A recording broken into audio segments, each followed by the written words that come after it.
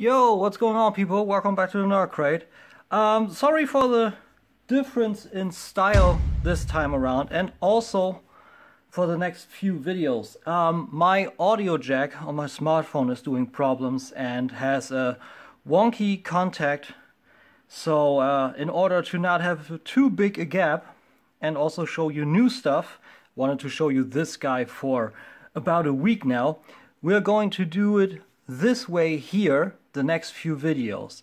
Please be aware that this is not the new style of the channel. I will go back to my usual intro and outro once the problems with my audio jack are sorted. So for the people that say this is better and I'm gonna leave a subscribe and wonder and jump off and maybe complain later on, this is only for a few videos. Alright? So with this one gone, let's get into this guy.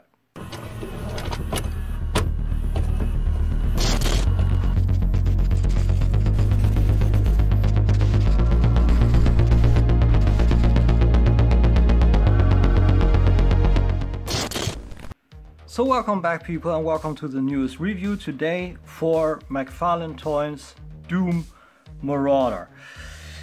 I wanted to show you this guy quite a while because this is a huge step up from their previous figure. It's intense, it's so good, it's just insanely good. So as always, let's start with packaging. Same style of packaging as with the Slayer. We have a window box, we have a wraparound graphic here, which is surrounded with a little bit red color, Marauder here. Rotate to the left, Marauder on the side, some, I don't know, magma stuff, red energy on the side here, McFarlane Toys on the back. A little Marauder, McFarlane Toys on top with the hanger here. Yeah, not much to it, no real info, no bio on that guy, but the graphics are good. On the top, a little bit of window box, you can check that out.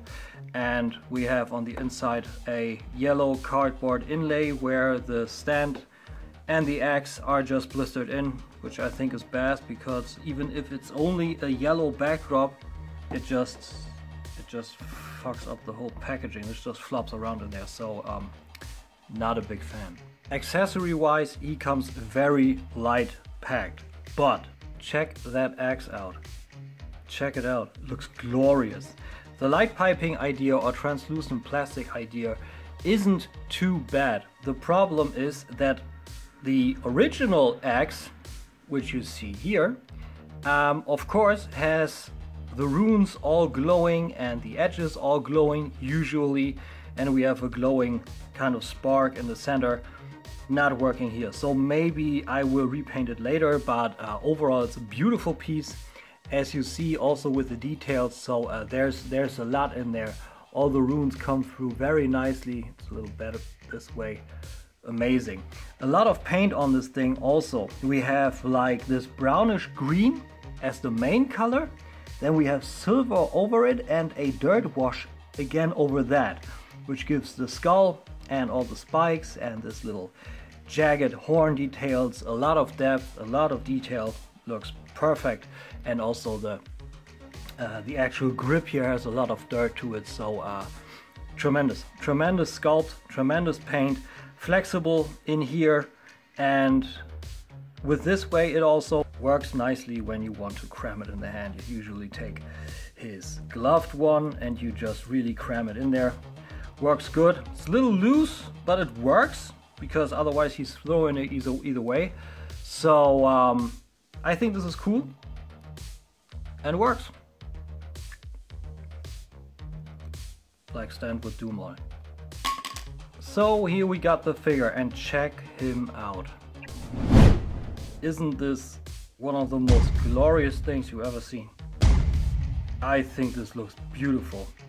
Little negative though on the accessories, that he has the axe is cool, but it's missing his own super shotgun, especially since he has a trigger finger here. Meaning you can put the super shotgun from the Doomslayer in there. That works. It's a bit more complete, but it's not accurate due to the hooks. So he needs his own. I hope McFarlane Toys will do more and maybe also little talk I had with a buddy of mine from the Figure Action podcast, James Jordan. What's up, dude? Maybe they do a weapon pack together with different demons. I would think that would be perfect. But anyway, for the figure itself, beautiful stuff, beautiful paint, beautiful sculpt, amazing. We have like this light gray, kind of purplish head with veiny purple details here. We have light brown and dark brown inside the eyes. I hope, yeah, the camera picks this up, this is cool. With yellow on the eyes inside. I think some red would have also worked because the original Marauder model also has some red around the eyes. Same kind of brownish green, light and darker wash and color on the horns, kind of then on the grip of the axe. Works perfect. Same on these here. Green and brown and with some silver or kind of dirt wash over the visor. Amazing. And this goes for all the green parts on the full armor. Everywhere it has this green main armor with some silver to highlight more of the steel bits and some dirt over it. Looks tremendous all around. Quick view from the back, so you've seen him full 360 essentially, like this and like this. The joints here are pretty much invisible, which I love. Great call. We'll get to that in a bit. But a few other paint details we got on this guy is on this underlying harness below here. We got light brown and a darker brown and a silver wash again over that. Works nice. And a red point for some Argent energy, almost like the Argent accumulator on the Cyber Demon in the center here. Some purple veins on the chest, meaning the accumulator really goes inside the Marauder's chest. Brown, silver, dirt wash on the underlying harness below the armor here. Gold on the middle. I don't know, this is kind of the Slayer rune, but I think it could actually be the Night Sentinel rune. So yeah, there's that. Also again, this dark brown with silver wash over here, over the harness here, over the little pouches at the side, yeah, hip flaps kind of here. And the breakup in color comes on the feet. We got this light green with brown washes and silver over it to again highlight a little bit of the yeah, kind of steel nature or structure of the boots, going also all around with some more buckles on the back here. Tremendous, really, really, really cool. And the skulls on the side here have some silver and some yellow and brown, a lot of washes. It just looks so good, just looks so good. One of the coolest figure I ever seen, really amazing. I cannot tell you enough, it's beautiful. For the articulation, also a huge step up from the Doomslayer. We have a ball joint on the head. It gives you attitude, up, down a good bit, not so much down, doesn't need it, up also needs to look at the same direction of the Slayer. That's fine. Going good bit to the right and to the left, it's a little bit hindered due to the armor here. With some force you might be able to get it over it, but I wouldn't stress it. Shoulder armors left and right are on ball joints, so they get out of the way. That arm you get a little bit higher up than the other one due to the armor, but it's high enough. It's absolutely working. We got also outside swivel on the shoulder, and we got a bicep swivel on the arm here, hidden nicely in that harness sculpt here, working very well. And we got a ratcheted elbow, single jointed for 90 degrees, works fine though. Very, very nice. I can absolutely live with that. If you do an action figure and it is hindered due to armor and you want to give it good articulation, this is the way to go. I hope they re-release the Doomslayer with this articulation and this, let's say, overall tech and material, because this is sturdy and functioning very, very well. Hand is on a ball joint, ratcheted outside, inside, swivel all in here. You can rotate it any way you like and have the ball go with you all the way wherever you need him. So that works fine.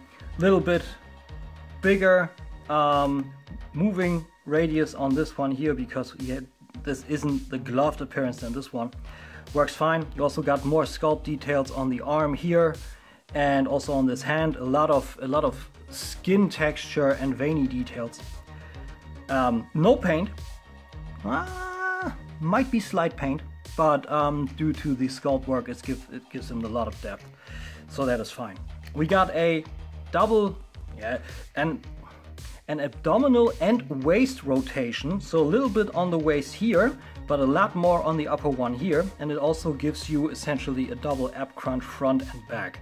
Not so much, but this guy is not crunching, so it gives you a lot of opportunities to actually sculpt him and not sculpt, pose him and have him in kind of this these light of kind of bowed down appearance he has in the game.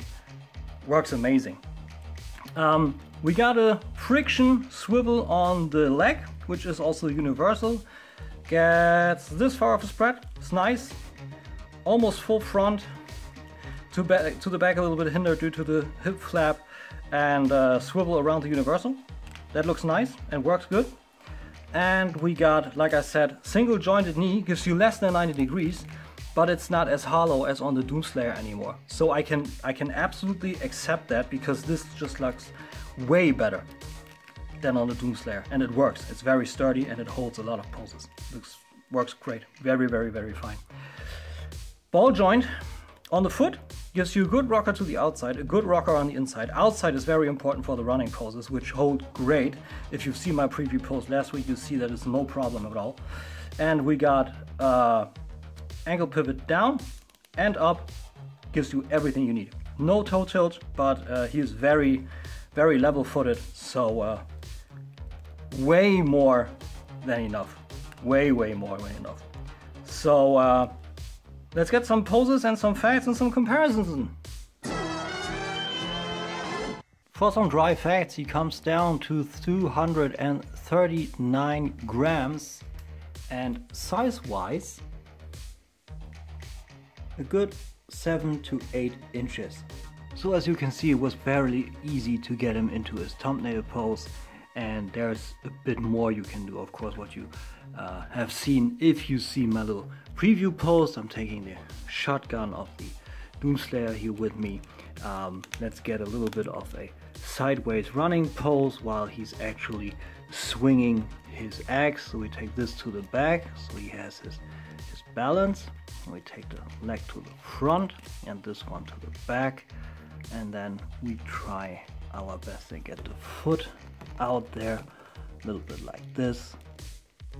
Shoulder up, arm straight, head down, and just do a little bit of tolerancing here. That worked better on the preview pictures, but slight problems, you know. I don't know why. I mean, it works, but he kind of tilts. Come on, man. Don't want to say girl now. I don't know what's happening now. It absolutely worked during my little preview thingy. Well, it's typical. You want to show it and then of course it gets you problems, but as you can see, it works, and he holds the running pose just fine, and you can also just have the usual running pose here, or just general pose, looking intimidating with the axe in the back and this one a little bit to the front. So posing wise, he sure can do some damage. But for some comparison, of course, which else? Here we got the Doomslayer. So nice scale, same line of course, they are supposed to scale. But let's also get the Storm Collectibles 112 line in there. Here we got Baraka. So you could do some mix and match, kind of. Baraka smaller than the Slayer. I think I'm good with that. But also for the Transformer people, Transformissions Carnage, their IDW, what the hell happened with the gun? G1 Breakdown. And finally, because you know I love them, Iron Factory's Tyrant, their IDW G1 Megatron. So I think this is a fair example of how that guy scales, and yeah, final thoughts. So there he was, the Marauder from McFarlane Toys for their Doom franchise line. I mean, it's from Doom Eternal, but still. But the question is he any good? The answer is, he is maybe some of the best figures now, which I didn't think was the Doomslayer. So packaging I still dislike. It's a mixed bag. You got the nice library feel. It's sturdy. It holds the figure safe, but you need to rip out the accessories. It's borderline collector friendly, but at least you can look at it in the store. So that's about it. Appearance, beautiful. The figure itself, you saw that. You see him also here. It's just amazing. Just a huge step up from the Doomslayer. Accessories, super light. I think the axe is good, but an additional super shotgun would have been nice. Of course, the shield. This one transforms originally to the shield, but nevertheless, and also the holographic wolf would have been amazing. I hope they bring him with some other, maybe do an imp and put some other stuff in there. I think that would have been the right call. Materials are amazing. I don't see anything on this breaking. Yeah, I can't tell you anything else. Sorry, it's just, I'm a little bit at a loss for words because this is a beautiful figure and the hardware on this is nigh on perfect. Paint applications are great. That point off I got him was due to the fact that he has no red around his actual eye, and I think the axe could have used some maybe translucent white or general white paint on the edges, and also a little bit in the runes and on the center. Like I said, what I would probably do. Articulation, I give him a 10 because for the fact that he is full with armor, you can do a lot with him as you've seen. No gripes with that. The engineering on this is very good. I think maybe the shoulder could have shoulder armor could have been maybe better with an actual arm in there to move it out, to have more movement on the arms. But this is no big gripe, and I think all of this is generally working extremely well. The playability on this is high, very, very high. I put him in a lot of different poses. I had a lot of fun with him. I will have him a little bit more in the museum pose, and I will actually put the super shotgun in his hand, and I think this works better for him than the Doomslayer. But like I said, I hope there's still one coming. Maybe if I'm crazy, I will buy a second Doomslayer and just cut the meat hook off. I don't know. But the value for this is also good. This cost me 25 bucks, but I would have gladly paid 30 when instead there would have been more accessories. Like I said, the wolf, the shield, and an extra shotgun to have a complete Marauder. Nevertheless, this is a absolutely beautiful toy, and I can absolutely recommend him. And if you want Doom Eternal figures, make your voice heard, buy this guy, show McFarlane Toys they need to continue this, because with this was such a huge step up. This is the way the figures need to be. And I hope for a Doom Hunter, I hope for a Dread Knight, maybe a Hell Knight, Baron, Imp with additional weapons, something like this. There's so much potential in there, and this is definitely the right direction. So with this, guys, I hope you enjoyed the review. Please keep in mind, again, this is not what the channel is supposed to look like now. We will get back to the other style as soon as my audio jack problems are solved. But until then, I hope you have a great week. A little bit less this week now because at the weekend I'm down at Dan from Sentinel Bay Reviews little castle. Let's call it like that. He's doing a Summerfest, so I just wanted to get this guy out. There's more stuff coming soon. Like I said, I hope you enjoyed. Be good, be well. Bye bye.